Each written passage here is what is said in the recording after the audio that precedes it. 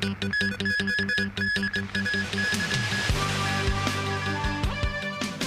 Court of Appeal grants an interim injunction order against the protest song Glory to Hong Kong. MTR Kwun Tong Line service between Prince Edward and Ho Man Tin stations will be suspended on July 28th. And President Xi Jinping in Serbia as part of his three-nation tour of Europe.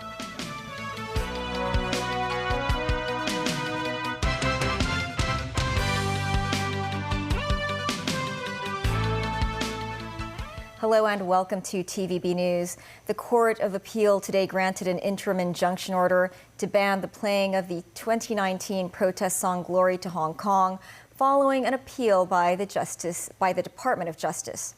But some activities such as news reporting are excluded from the ban. Mimo Singhai reports. The Department of Justice applied for an injunction to ban the playing of the protest-related song Glory to Hong Kong last year, saying it is illegal. But the application was rejected by the High Court, and the DOJ has since appealed. Today, the judgment was handed down by 3 Court of Appeal judges who sided with the Department of Justice, an immediate need to grant an injunction against protest song Glory to Hong Kong due to the risks posed to national security. The judgment said the court is bound by a certificate issued by the chief executive under Article 47 of the National Security Law. It said the creator of the song has the intention to turn it into a weapon, and it had become one. The judges also said the song is powerful in arousing emotions among certain factions of the society. The judgment then said because of the seriousness of the criminal ramifications, the court must intervene immediately to prevent the continuation of the prevailing unlawful state of affairs, stopping any further damage to national security. Meanwhile, the court said granting an injunction is necessary to persuade internet platforms to take down any problematic videos connected to the song. While the judges agreed with the ruling of the lower court that the injunction could bring chilling effects, they said the banning areas of the injunctions have already considered freedom of expression. News reporting and academic activities are not included in the ban.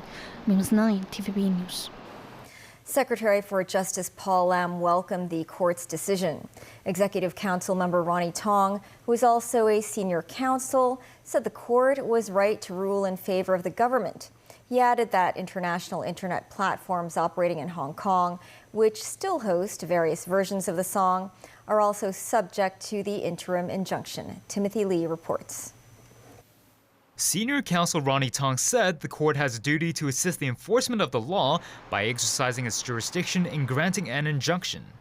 I think the Court of Appeal made it very clear that matters relating to national security are very serious matters, and the court should defer to the opinion of the executive. But what does an interim injunction mean? An injunction is a civil remedy. The court is saying you should not do this. If you were to do this, you might commit a contempt of court.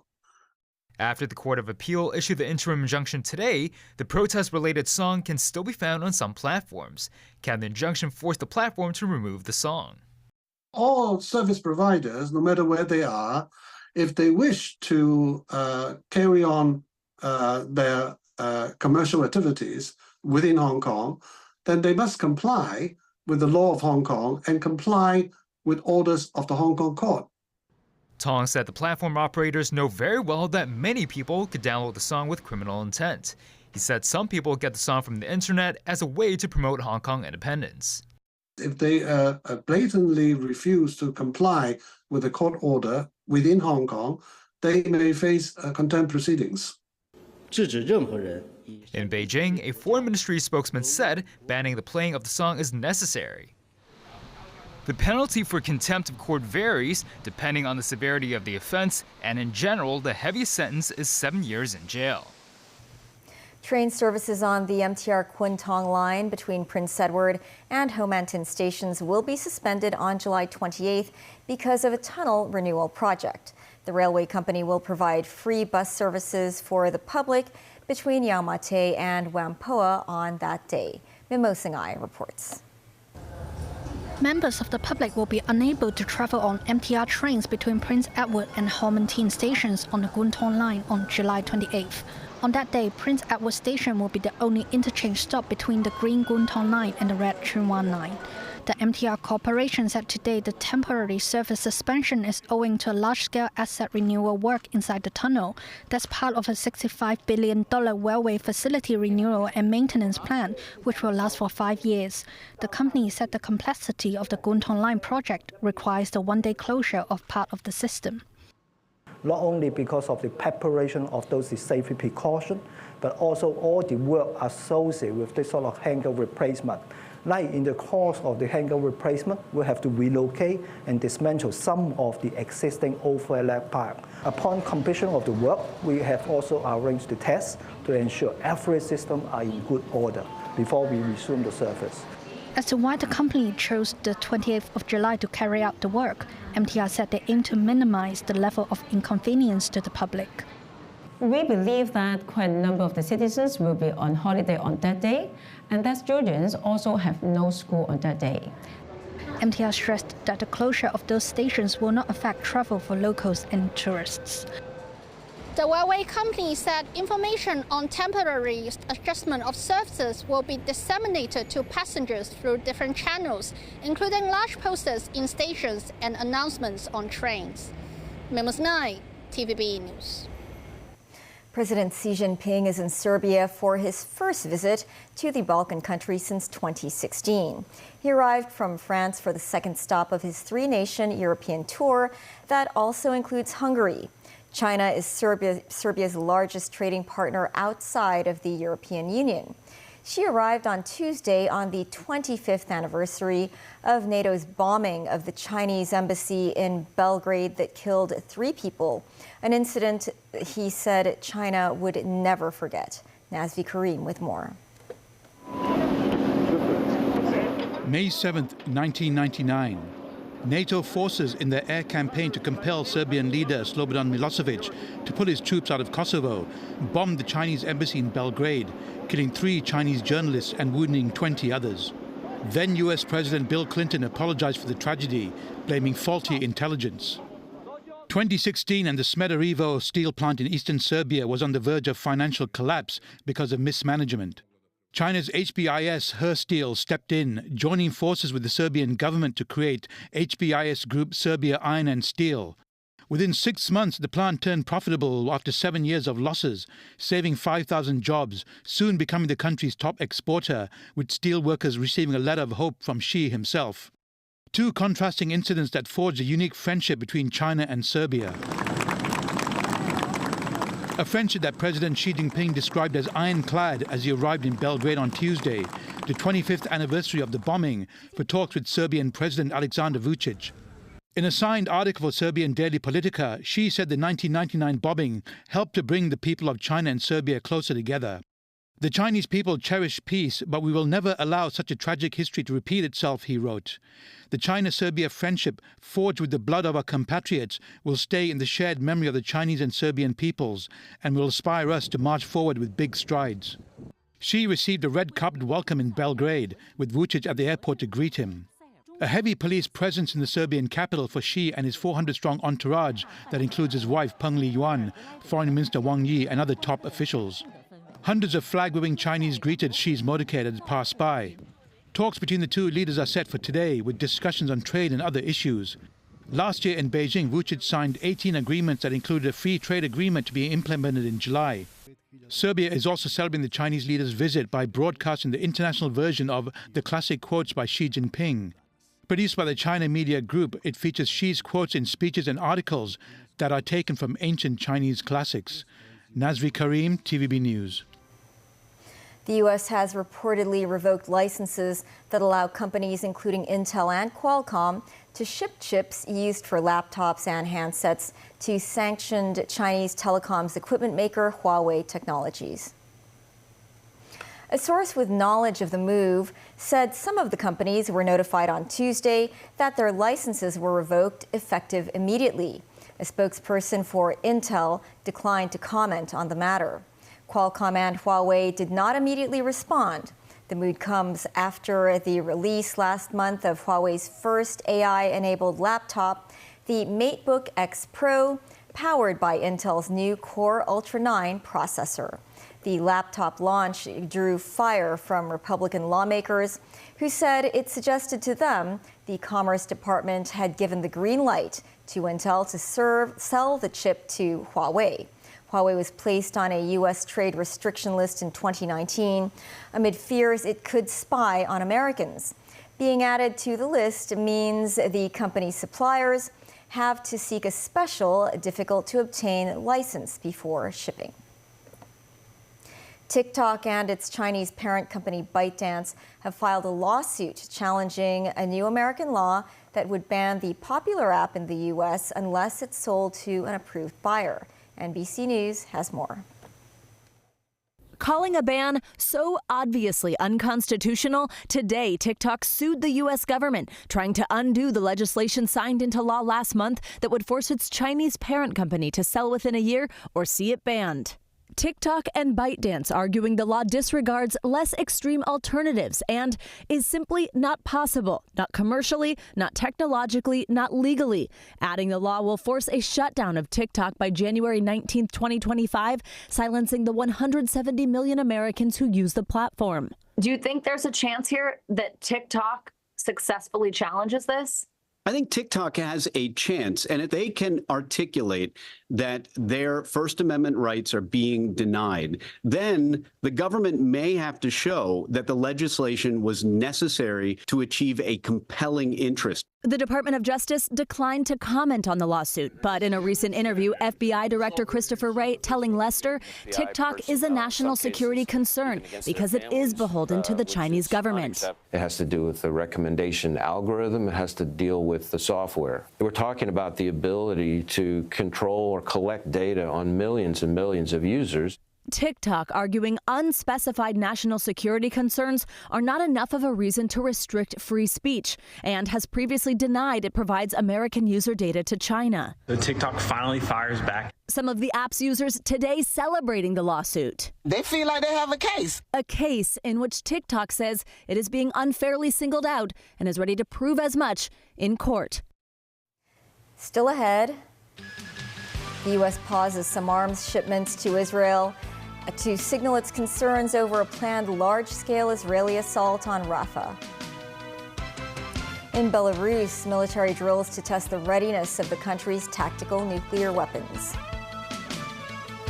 And diplomats sharing their insights with Hong Kong youngsters.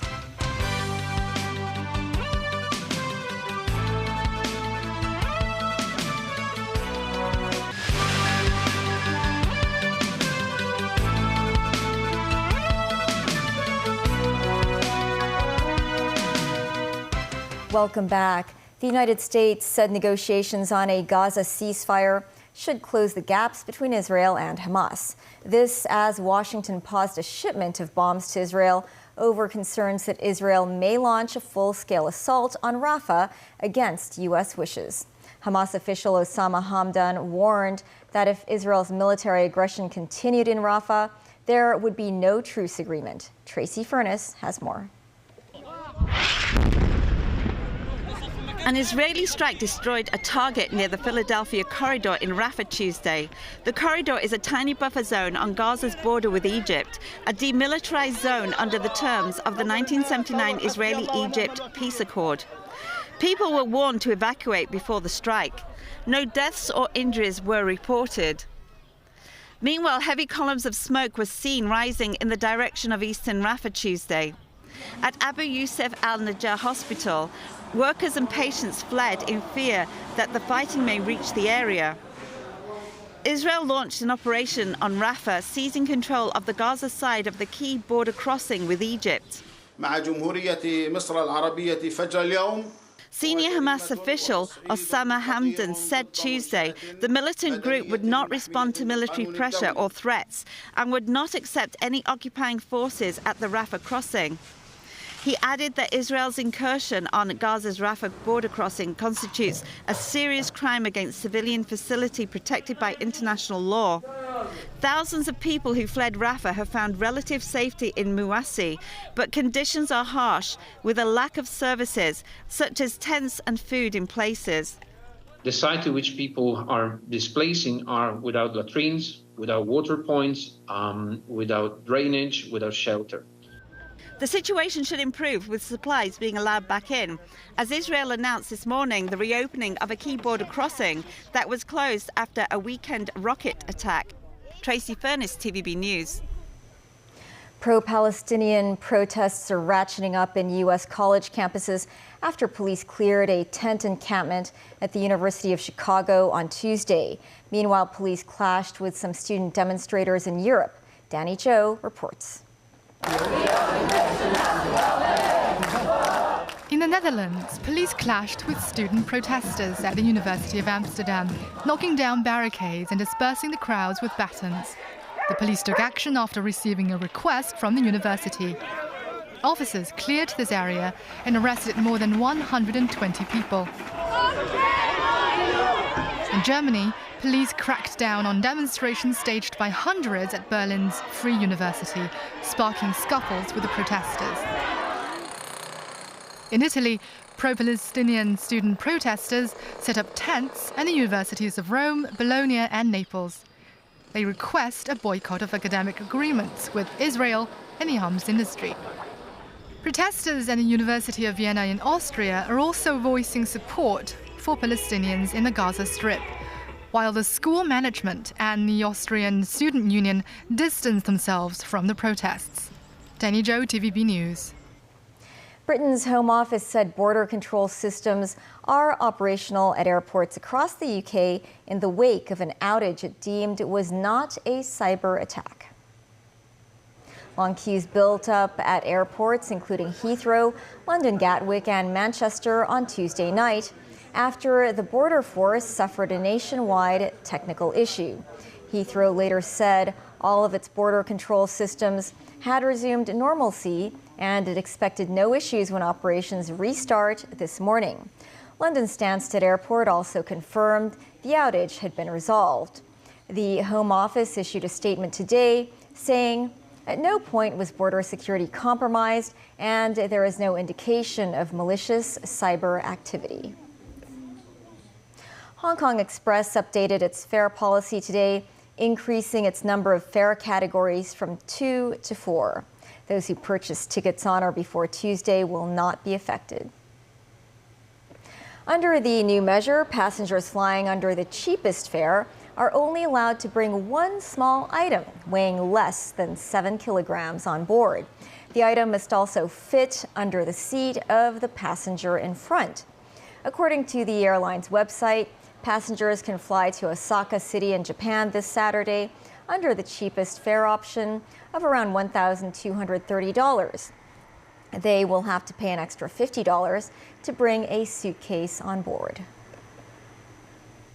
Some Hong Kong students were introduced to the world of foreign diplomacy today as representatives of China's foreign ministry shared insights with the city's youth. This as some hurdles remain for those in the city who wish to work in the nation's Foreign Affairs Department. Timothy Lee tells us more.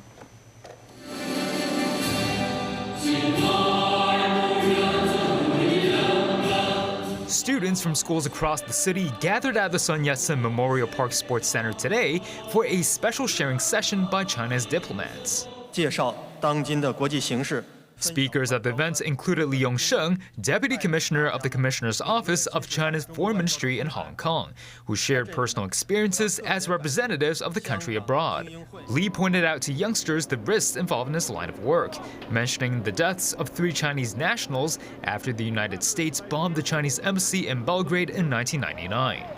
While speakers who have worked in predominantly Muslim countries urged Hong Kong students to learn more languages such as Arabic, citing the recent strengthening of ties between the city and Middle Eastern countries.